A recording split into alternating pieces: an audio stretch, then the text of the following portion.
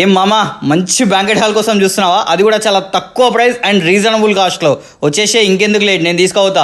Matter ఏంది అని అంటే, మన కరీంనగర్లోనే నడి ఒడ్డున కాక Srirastu AC and non AC banquet hall అయితే లొకేట్ అయి ఉంది. ఇది చాలా ప్రీమియం ఉంటుంది కాక.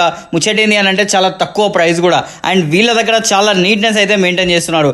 అండ్ మ్యాటర్ ఏంది అని అంటే, వీళ్ళ దగ్గర ఉన్న కాస్ట్కి కరీంనగర్లో ఇంకెక్కడ కూడా బ్యాంకెట్ హాల్ అయితే అవైలబుల్గా ఉండదు. అండ్ ఇది మొత్తం 3 ఫ్లోర్స్ కాక, ఒక దగ్గర వంట చేసుకోవచ్చు, ఒక దగ్గర తినొచ్చు, ఒక దగ్గర ఫంక్షన్ చేసుకోవచ్చు. అండ్ చూస్తున్నారు కదా, చాలా పెద్ద ప్లేస్ అయితే వీళ్ళ దగ్గర అవైలబుల్గా ఉంది. అండ్ 200 to 300 పీపుల్స్ అయితే వీళ్ళ దగ్గర ఒక ఫంక్షన్ అయితే మంచిగా ఆర్గనైజ్ చేసుకోవచ్చు. అండ్ వీళ్ళ దగ్గర వచ్చేసి birthday parties, 21st days, sari functions, kitty parties, corporate లెవెల్లో కూడా ఫంక్షన్స్ అయితే చేసుకోవచ్చు.